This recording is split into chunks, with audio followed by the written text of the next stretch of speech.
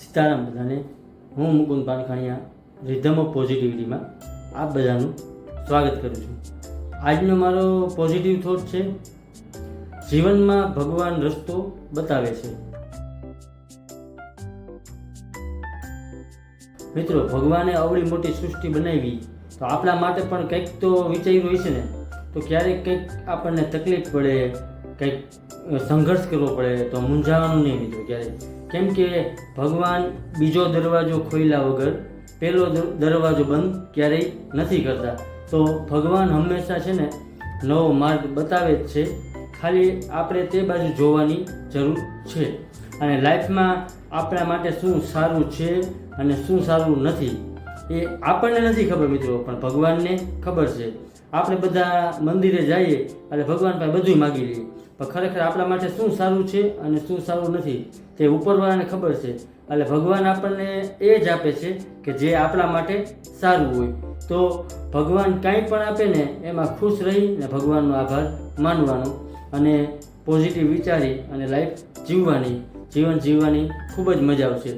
અને લાઈફમાં ઘણીવાર આપણે દિલથી, મનથી અને ઘણી મહેનત કરવા છતાંય જો આપણું ક્યારેક કામ ના થાય ને તો એને મૂંઝાવાનું નહીં.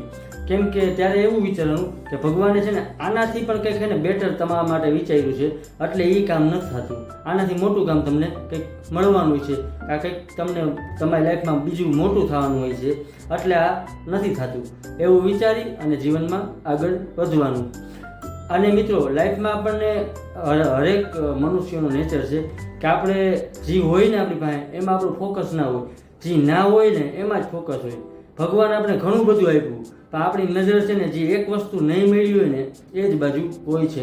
પણ નજર જે આપણને જાજુ બધું આપ્યું ને ભગવાને ઘણું બધું એ બાજુ રાખવાની, તો પણ જીવન જીવવાની આપણને ઘણી બધી મજા આવશે.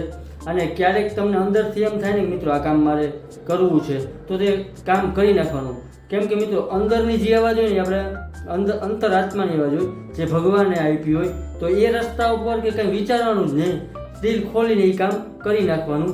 કેમ કે આપણે નથી ખબર કાલની, પણ ભગવાનને તો ભવિષ્યની ખબર છે. એટલે તમને જે વિચાર આપે ને ક્યાંક અંદરથી તો એ કામ કરી નાખવાનું. ખરેખર લાઈફ જીવવાની બહુ મજા આવશે. અને લાસ્ટમાં મિત્રો હું એટલું કહીશ, આપણા શ્રી કૃષ્ણ ભગવાને કીધેલું છે કે તું કરતા વही है जो तू चाहता है, मगर होता वही है जो मैं चाहता हूँ, मगर करना तू वो शुरू कर जो मैं चाहता हूँ, फिर होगा वही जो तू चाहता है. તો પછી મિત્રો, ભગવાન જે રસ્તો બતાડે ને એમાં પર ચાલો, તમારું જીવન ખરેખર બહુ સરળ બની જશે અને લાઈફ પણ જીવવાની ઘણી બધી મજા આવશે. તો હંમેશા ખુશ રહ્યો, ખુશ રાખો, એકબીજાને મદદ કરતા રહ્યો, એકબીજાને હિંમત આપતા રહ્યો, કોઈનું ભલું વિચારો, આવું બધું કાર્ય કરતા રહ્યો. લાઈફ જીવવાની ખરેખર બહુ મજા આવશે અને ભગવાન હંમેશા રસ્તો બતાડે જ છે, તમારી અંદર એને ખાલી ગોતવાની જરૂર છે.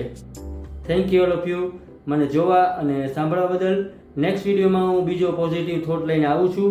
મારા ઇન્સ્ટા અને એફબીના પેજને ફોલો અને શેર કરજો. મારી યુટ્યુબ ચેનલને લાઇક, શેર અને સબસ્ક્રાઈબ કરજો. અને મિત્રો, કોમેન્ટ પણ કરજો તમને વિડીયો કેવા લાગે છે, જેથી કરીને આપણે એને વધુમાં વધુ લોકો સુધી પોઝિટિવિટી સ્પ્રેડ કરી શકીએ. અને જીવનમાં ક્યારેય ગભરાવાનું નહીં, ભગવાન રસ્તો બતાવતા જ હોય છે. આપણે પોતાની અંદર તેને શોધવું અને આગળ વધવાનું, હંમેશા પોઝિટિવ રહેવાનું, ભગવાને જે આપ્યું એમાં ભગવાનનો આભાર માનવાનો. Thank you all of you.